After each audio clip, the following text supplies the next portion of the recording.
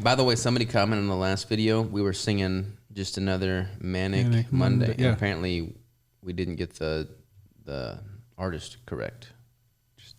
I bet you I said it was Carly Simon, but I was off. Yeah, I forget what they said it was. Incorrect. I was thinking of a different song. Yeah, that's what they said. Okay. The comment. All so right. Thanks for that. yeah, people are listening to our singing, man. What's a good song that we could sing as like just the intro? It's just a standard song. The wheels on the bus. No. Yeah, I don't know about that one. Okay. How's your experiment going? Experiment's going good. I guess technically may be over. So Nick and I guess Mike Mutzel may have been doing it too, but we've already gathered a bunch of data, and we all may be kind of calling it now 2 weeks in. And the original study was done on a 5-week basis, but everything that we were looking to solve and figure out, we've kind of gathered the data from already. So we're probably going to call it, and then we'll record a podcast going over all the results. But I got blood work before I started, and then this past month, yesterday. So I'll have 2 weeks without deviation at the 4-to-1, 4,000 plus calories, 9% of calories coming from protein, and I'll have the blood work back probably tomorrow. Sweet. So I'll be able to do a deep dive. I'll do a deep dive on this podcast, kind of going into all the findings. But it's been interesting. However, today I'm excited to eat some protein. Do you feel like it was conclusive after only 2 weeks? Like you figured out what you were set out to figure out? Yeah, I wouldn't recommend doing this as a long-term approach to anything unless you're needing to use therapeutic ketogenic dieting for like cancer or something like that. But from like a bodybuilding standpoint for you and I think it would be good. I wrote about this in my 7-Step Sunday newsletter. But like if you're in a building phase, and like in phase 7 of my protocol, for instance, your protein's up higher, oftentimes at a 1-to-1 ratio, your calories are up higher. And if you get too aggressive with the protein, you'll start putting on unnecessary body fat, as I've disclosed before. Yep. But I think if you do this, so for instance, let's say my maintenance intake is 3,000 calories. Throughout this experiment, I've been at 4,000, so 1,000 above baseline. If I'm in a building phase and wanted to, if I was hitting a plateau or putting on unnecessary body fat or just, feeling a little taxed from that higher intake, what I could do is on a, 6 to 8 week basis, have a scheduled deload. On a 6 to 8 week basis, I could have a week or a week and a half at the 4-to-1 or an extended fast. Because I think extended fasting has a place in a building phase. So you're giving your digestive system a breather. But I think from a metabolic standpoint, if I'm baseline at 3,000 and in a building phase, I'm at like 3,500, for instance, so a reasonable surplus. If I wanted to have a week at 3,500 at the 4-to-1, that would, or maybe even higher, maybe 4,000 calories at that 4-to-1. So same calories or higher, but at that ratio, it would effectively increase my metabolic rate without resulting in adverse body fat tissue gain. And it would also give my digestive system a break from the higher protein. And then when I go back to a standard building phase macro split, I feel like my body would respond favorably, and I would just be providing that stimulus that keeps my body adapting in the direction I want it to. In your context, you've got a very long prep. If you compete in November, your prep's going to be like almost 11 a year. months. Like it's crazy long. Yeah. And if you're gradually dropping calories that whole time, you started prep when? It was the first or second week of January. Yeah. So your calories are already down sub 2,000, so pretty low. Yeah. And you've got a long ways to go. And we're going to start doing refeeds for you this week. It'll be the first refeed week with your show being in 3 weeks, your first show. But still, if we've got several more months to go, we're running out of caloric runway. But if we had an intervention where at some point in that long prep, we have a week or two at, double the calories, maybe not double, maybe like an additional 500 to 1,000 calories, and your body did not put on excess body fat, but it did ramp up your metabolic rate, then when we go back to that lower calorie intake, your body's going to bust through any plateaus, and it's going to make the whole thing more sustainable for you. I'm down. Sign me up. Yeah, I feel like you're in a unique position because if you were doing all this yourself and you were like, all right, I'm hungry, I'm tired, I'm depleted, let me eat an extra 1,000 calories. I mean, it'd be really easy to justify that in your mind because you're hungry. So it's kind of cool that I'm able to step back from it because I'm not experiencing your hunger. And I could be like, okay, let me just look at the data. Let me be super objective with this. What's the best thing for Greg? And I think this would be a viable option. So you wouldn't want to do this if you have a relatively short prep, but if you're doing like a 30-plus week prep like you and I have done, then I could see this being a great way to like lengthen that prep time in a sustainable fashion. Yeah, this would be cool to see how it comes out. Yeah, so we'll do this with you if you're down. Yep. After this first show. So this will be our first peak week trial refeed. And we bumped you up. I was pretty conservative with your refeed. I think I'll get you at what, 2,200 calories or something like that? Yeah, I think so. So not a significant surplus, but those will get higher with each week we go until we hit your actual peak week. And then you'll do your show. And then the following week after your show, that's when we can experiment with this protocol at the 4-to-1 and then do that for probably 1, maybe 1.5 weeks. I think what I've experienced is I was super hungry the first week doing this. I mean, I was eating 4,000 calories, so double your intake, more than double your intake, and I was complaining about being hungry too. Felt bad about it because you're, significantly I'll show you hunger. Yeah. But I was hungry because there was so little food volume at this 4-to-1 with so much fat. But what I've noticed literally in the past 4 days, my hunger is gone. My calories haven't changed, but my hunger is gone. So to me, that means my metabolism has acclimated to this higher intake and kind of stabilized. So I believe if I was to keep going, I would start seeing an increase in body weight and fat going forward, but I haven't experienced that yet. So I don't think you would want to do it for longer than 2 weeks as an intervention, especially in the context of a prep. But for you, we can try it for that week after your show, your first show, ramp your metabolic rate back up, then drop back down to higher than you are now, but not, not crazy high. I mean, you're on a baseline, was it 1,800 calories? 1790, 1770, 1780. Yeah. So what we do is those will keep dropping. Your refeed will go into effect this week. So your average for the week is a little bit higher with that refeed, and that'll continue to be the case until your show. And then we'll probably bump your week after your show at the 4-to-1 up to about probably not 3,000 calories, probably like 2,500. Yeah.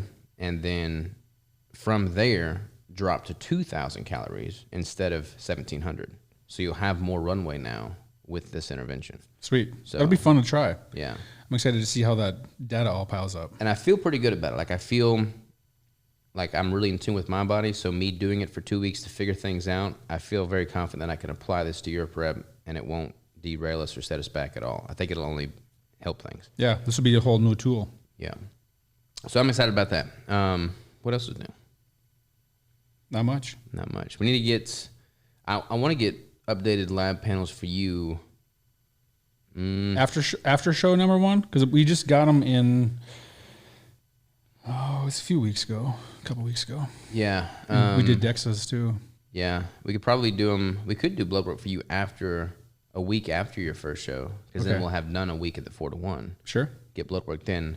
I've gotten some of the results back from the lab test yesterday, which is crazy, man. Doing it that way through that third-party company is the way to go, man. I'd schedule my appointment at 10 o'clock in the morning, walked in, got all my labs drawn, was out within 10 minutes of walking in the door. Yeah. And then I'm already getting half the results back within 24 hours. It is super slick. You go to the little lobby and you enter in your stuff on the kiosk and they pop out, call your name, and you're... Yeah. I can't imagine like going through a doctor for lab panels. Like that just seems like a massive headache. Mm-hmm. Insurance, no. Used to go to a physician back home. It was just my primary care doctor, just for my yearly checkup.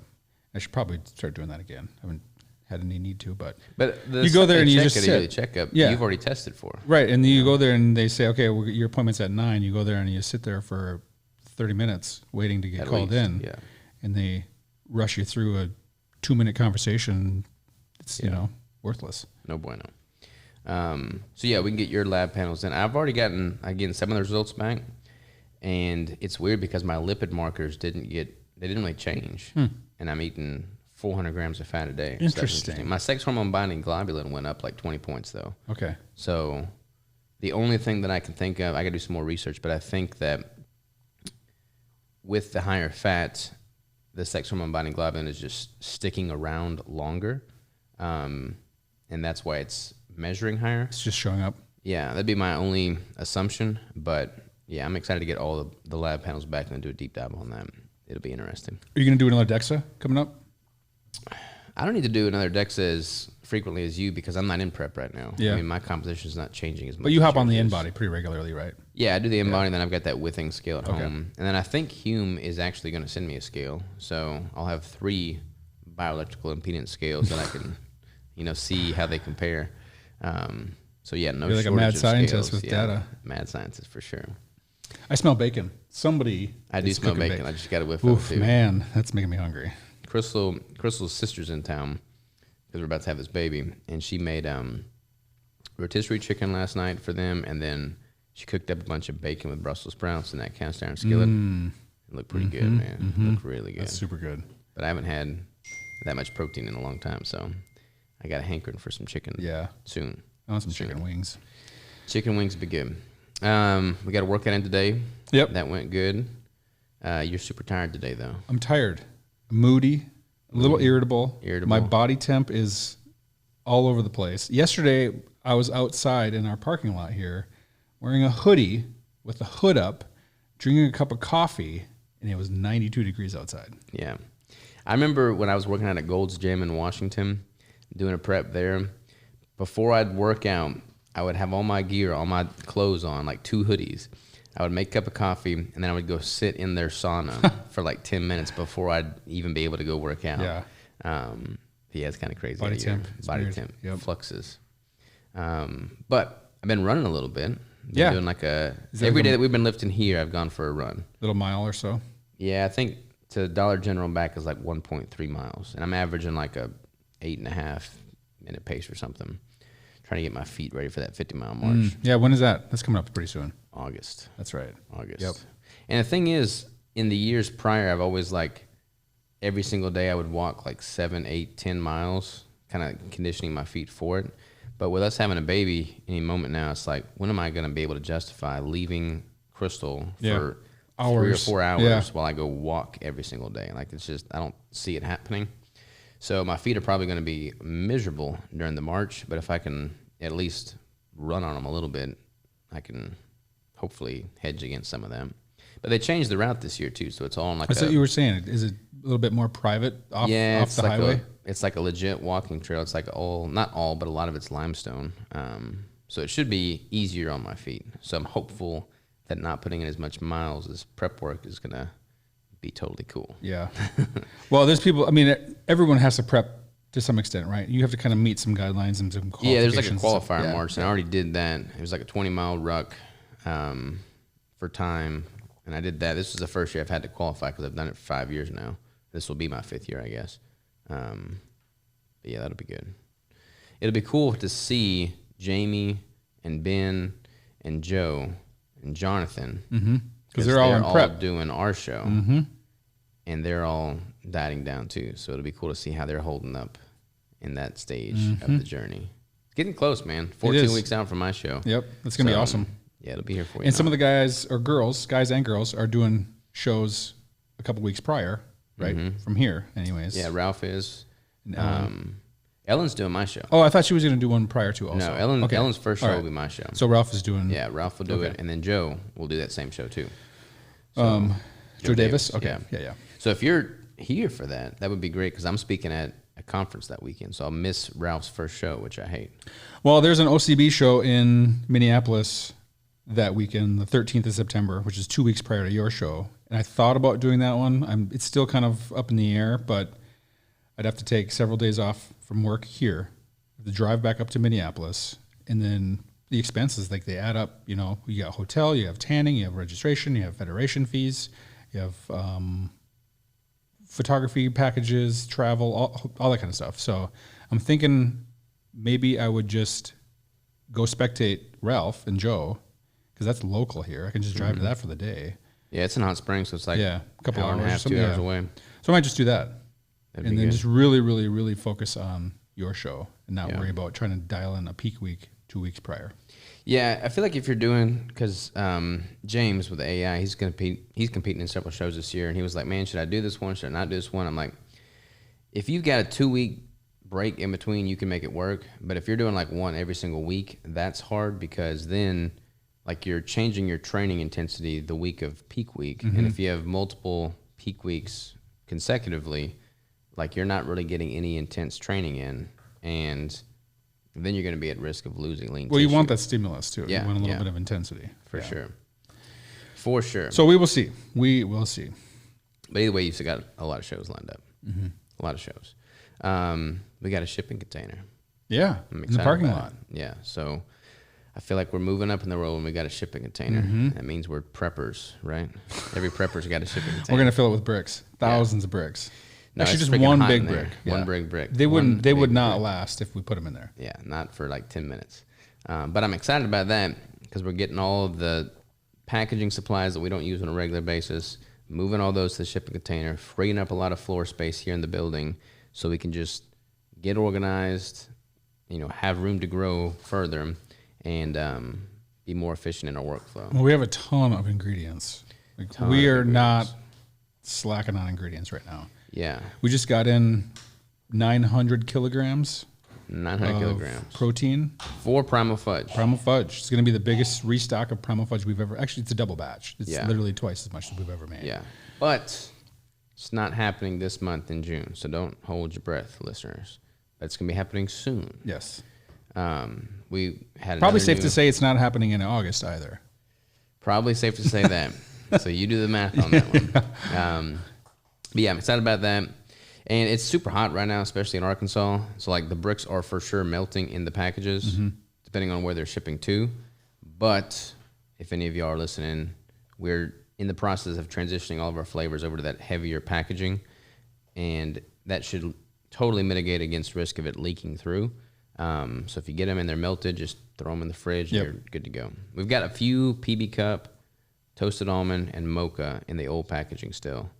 But those are almost depleted, and then we have the new film, so everything's going to be thicker packaging pretty much going forward. That thicker packaging too, we have to slow down our wrapping process so that it has time to heat seal because of the thickness. If we ran it through at our standard rate, it wasn't sealing quite the right way. So, and somebody was emailing and said, "Hey, why don't y'all send cold packs anymore?" The thing is, like the cold packs, those are super expensive, and we didn't charge more for them. Mm-hmm. And they were still melting. Yeah, half the time they were still melting. Yeah. So it's like, it doesn't really make sense for us to spend money on cold packs if they're still melted when they get there and leaking. Let's just spend twice as much on the film that we're using. So the film that we're using is literally twice as thick and significantly more secure. Yep. And that way there's just no risk of it leaking through. And half the problem is once they leave our facility, we have no control. Yeah. We send them out. They're frozen when we send them out. And as soon as they leave our hands, they might end up sitting in a post office or a UPS truck, or and who knows how ungodly hot those UPS trucks get. Probably about that shipping container. Probably. I mean, they're 125, 130 degrees probably or hotter. Yeah. And cold packs don't do anything in that environment. So. But a brick that's been refrigerated and then eaten, it's pretty freaking good still. Those tallow ones, I honestly prefer the tallow ones. They are so good out of the refrigerator because they're not hard to bite. Yeah, through. They're not too hard to bite through. The cacao, I definitely prefer at room temp, but like the tallow ones, I prefer fresh out the fridge. I've got a chunk of cake pop in the fridge for me today. So you're having what are your meals right now? I actually just made kind of like these little breakfast bowls. Let me just pull up my good old chronometer here. I did some scrambled eggs and some pork sausage, bacon, chicken sausages, grass-fed 93.7 beef, butter, and some salt. And I'm going to sprinkle in a little bit of hot sauce, sprinkle in a little bit of that pickle de gallo, and a quarter of a Bell's brownie and a quarter of a carnivore cake pop. Nice. There's a little market that just opened up. They're open in like the summer months. Is that the one on the corner here? Not Appletown. Oh, okay. There's one like when you're going towards my house, Lincoln Cane Hill Road area. There is there's like a little boutique market, and they do all their growing and everything right there on the same site. But they make this salsa that's really good. Crystal just bought some, but they're only open on like Fridays and Saturday morning, I think. but their salsa is really good. I like a good salsa. Yeah, like I'm pretty particular on my salsa. Yeah. So it's good. So I'd recommend that stuff. Sweet. Plus it's local, so you're supporting local community. And you know it's going to be probably clean ingredients. They're not going to add sugar and seed oils. Yeah, for sure. How's everything personal life with the prep? Stressful. Sleep is a little bit wonky. Relationship status is a little bit wonky. A little wonky? Yep. Just overall stress. I mean, when you get that far into a deficit for that long of a time frame, it messes with your mind. Do you think emotional, stressful, mental? This is where the mental aspect really kicks 100%. in. Yeah. The sleep is definitely impacted because of the prep. Do you think the relationship is impacted because of the prep? It may have been a little bit, but we had a pretty decent heart-to-heart, deep conversation about a whole lot of things, and kind of just decided that it was better that we went two different directions at this time. Of no remorse, no hateful thoughts, no dislike, no bad feelings, but it doesn't help, especially when you're in a prep. When you're depleted, you're kind of a little bit ornery just by default. Fuse is shorter. Fuse is a little bit shorter, unintentionally, but part of the game, I guess, part of the mentality of it. It is hard on relationships. Like, Crystal's a freaking angel, man. Like, I don't know. Like, the stuff I put her through when I'm in prep, I was really good this last go-round. But even with me being really good, like, I was sleeping in a different bed for, like, the last 3 or 4 months of prep.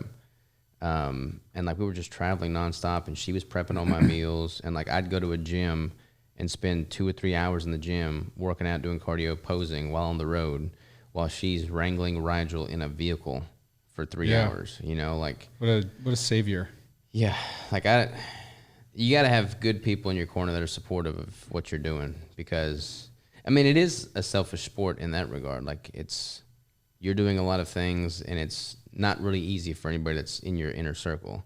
So, like, if they're not on the same page as you, it could be taxing. It's very time consuming. Yeah. You're obsessed with measuring all your food. You're obsessed with grocery shopping, meal prepping, timing of everything. Timing of everything. You got to dial in your posing, your cardio. There's a lot to it. It's not just, you can't just wing it, especially as you get closer and closer and closer, and the details are more and more relevant.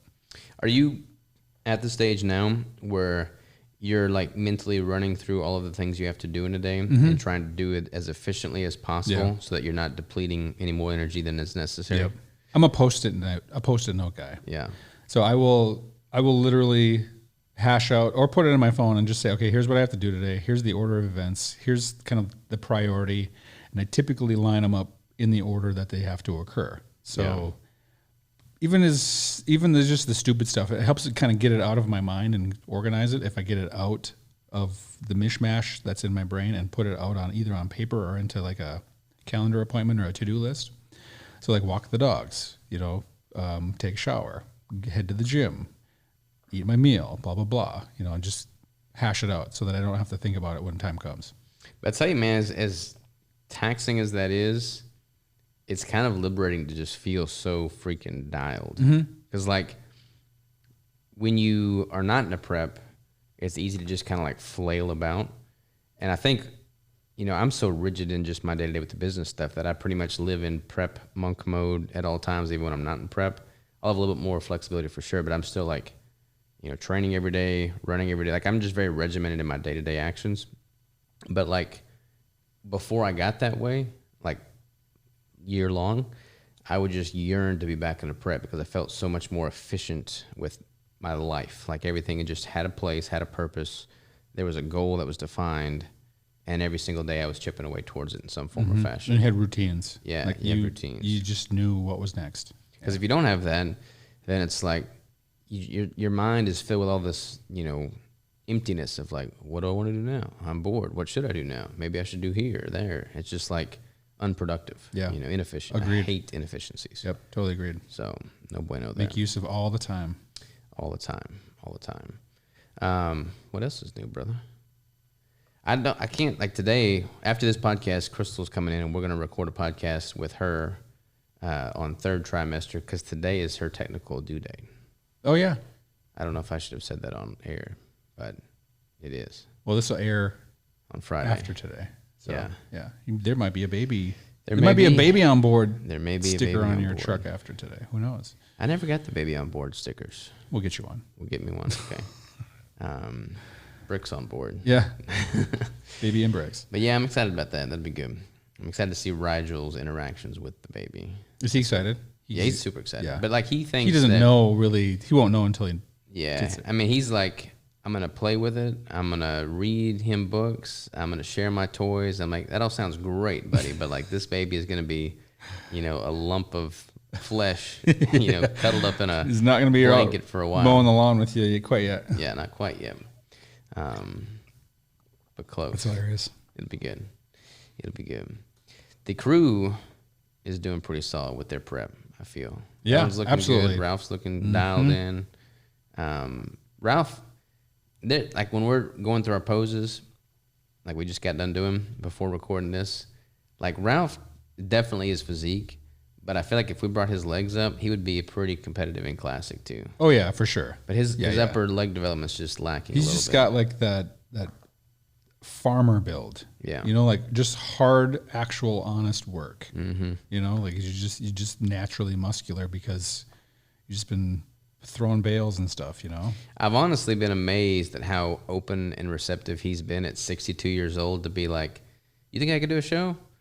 Yes. Okay. And then he's just like, I'm going to do it. And then he just rock. grabs it and goes for it. It's pretty sweet. And I wish more people would be like that, not necessarily for competing or doing shows or even like physical fitness, but he's so receptive. He's how many like older guys, they're like stuck in their ways. They're like, oh, that's stupid. I'm not going to do that. Like I got no desire to prove anything or get up on stage and be judged in posing trunks. It's like, Ralph's freaking killing it, Mm-hmm. And he came to that show a couple weeks ago of Joe's. Yeah. And I think it really opened his eyes and his wife's eyes. Like, and his wife was there too, yeah. So she's supportive and on board. And she's doing keto. I forget how much weight she's down, but she's lost quite a bit with keto.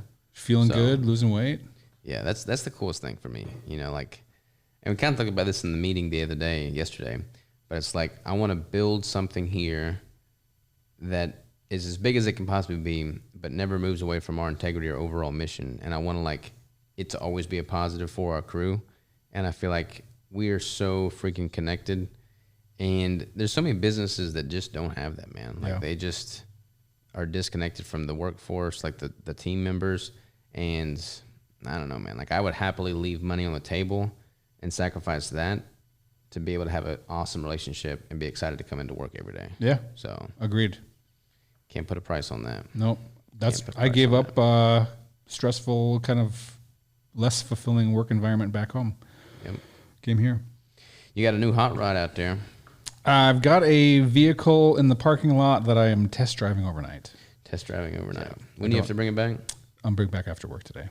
It's a Lamborghini Gallardo, right? No, it's a little Kia Stinger. It's pretty fun. I don't know if it's a necessity or a want, but it's definitely not a necessity. It's pretty slick. It is pretty slick. We'll see. And it's, same brand as the other one's a Kia too, right? I have a Kia K5. Okay. Yep. Same exact color.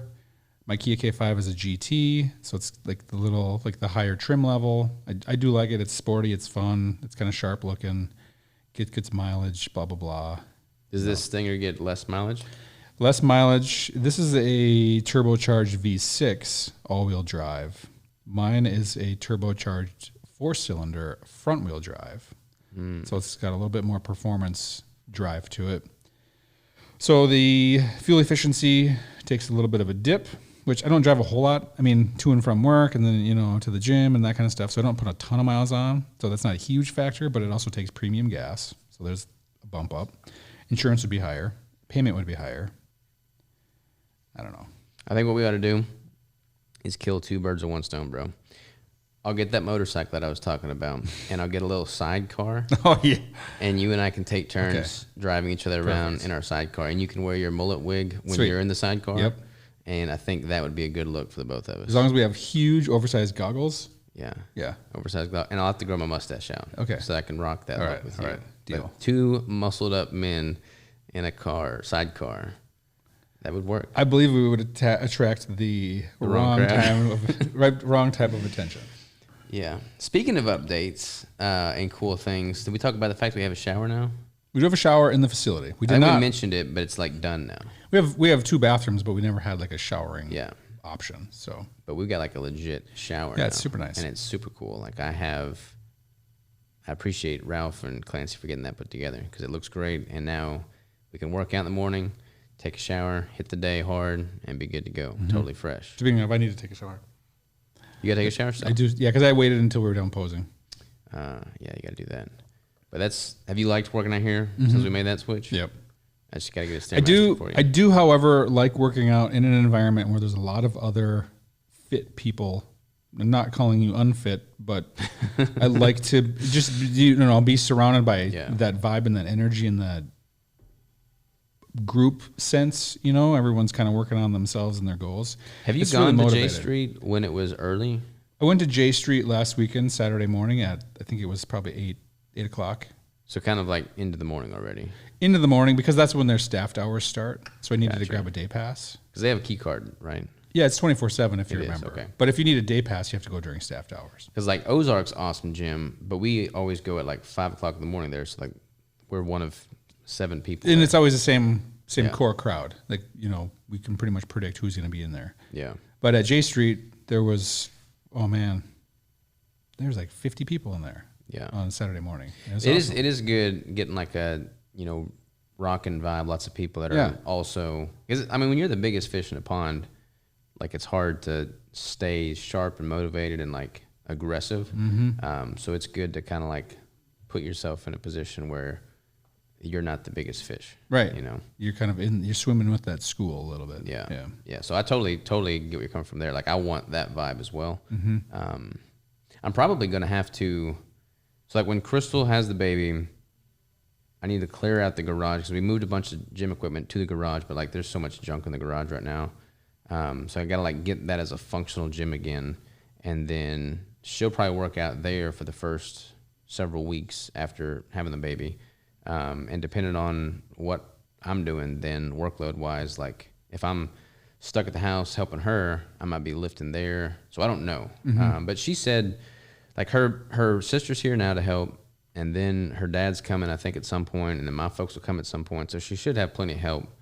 So if I come in to work out with you here before Rigel wakes up, we should still be solid with our current routine. And I'll probably still hit either Ozark or J Street on the weekends or once a week during the middle of the week just to get in stair climber and, switch it up a little bit. Yeah.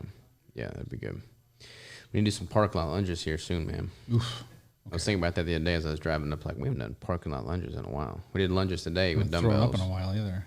Yeah, I feel like you're kind of in that zone where you're like just checking the boxes for the training. This morning was a box checking workout. I had pretty minimal intensity, but I am sore stiff. I didn't get super good sleep, and some of that is my dogs wake me up. Some of that is just things going on in my life. Some of that is just going to bed too late. Some, just all the shit. Yeah. And that definitely influenced my energy levels this morning. So I usually do a pre-workout, and I had a pre-workout and had a cup of coffee this morning, so nothing really changed as far as my morning. But, yeah, my intensity was more your watch tracks your sleep, doesn't it? Yeah. Is it, like, significantly taking a hit? This morning, it actually was better today than it has been the last couple of days, but let me just pull that up super quick. My sleep score last night was a 65. What is it normally? The previous night was 49. So not really great. Not super good. The night before that, 56. The night before that, 73. Not terrible. The night before that, 31. What is your average sleep duration? Does it show you that? Oh, yeah. Actual sleep time, 4.5 hours. Actual sleep time, 5 hours. Actual sleep time, 5 hours, 29 minutes. 6 hours, 5 hours, 19 minutes. But up until, I'd say the last week or so, I was getting way more sleep, a little bit longer duration. I was feeling well rested, and my sleep scores were higher. You think your drop in sleep acutely here lately is because of all the personal turmoil? Oh, yeah. I'm sure that's definitely influential. Yeah. Yep. Yeah, sleep, I don't know, man. Like, for me, 7 hours is my sweet spot, I think. And that's what I used to get. I used to actually hit the pillow at 7:30, 8 o'clock, and be up at 3. So that's a solid, decent sleep. Yeah. But that hasn't happened lately. So. And then it just starts compounding over enough time. And it's hard to catch up. You can't really catch up. And I feel like it becomes more and more important as you get deeper into a prep and closer to show date. Like you need that sleep. You need that recovery because you're just not getting the calories. Because you're already, your testosterone's already dropping by way of the lower calories, lower body fat. And if you also tack on little sleep, then it's just taking a nosedive. That's why mine went like freaking 89 or whatever it was. Yeah. So yeah, I think like there's a couple things that I want to do before my next prep to like have things to just set myself up for success, and figuring out a routine so that I'm guaranteed a certain block of sleep time is high on that list for sure. Yep. But the stars never align. Sometimes easier said than done. Definitely easier said than done for sure. But that's what I'm going to work on this weekend is my plan to get some more hiking in, just some extra cardio and exertion and sweating. Just want to kind of just deplete some of that and get some sleep. Yeah. Like even if it's a Saturday or Sunday afternoon nap. Anything. Yep. That'd be good. Just helps with recovery. Big time. I'm going to take a nap after this podcast. You can just curl up on the futon over there and just go to sleep. I could. I'll tuck you in. Play a little lullaby. Yeah, sing a little lullaby. Right. Good deal. We probably do need to get back to it because I've got a client call in a little bit, and then Chris and I are going to record a podcast. This will be a shorter work episode. I was listening. I don't normally listen to these podcasts, but I was listening to a podcast, and like it finished, and then the next one was ours, so it started automatically. And I sound weird on the podcast. You always sound weird when you hear yourself. Yeah. In a different context, in different format. I don't know if I like the way I sound. That's how we all hear you, though. So to what you're hearing in that way is what we hear daily. Because we learned this in school when I was a kid. Is because of because it goes through your brain, through your head, and into your ears. When you replay it as a recording, you're hearing it directly into your ears. Maybe I think with this switchboard mixer thing, I can make it like a robot voice. Oh, you want to like auto tune it? Yeah. I might auto tune mine on the next. Okay, sure. Like T-Pain or something. Yeah, there we go. Then we can start each one with a little intro song of me singing with an auto tune, T-Pain. Yeah, that'd be good. That'll definitely not get any hits. All right, man, that's a wrap. Let's get to work. All right. Always a pleasure, bro. And get some sleep. Thank you, sir.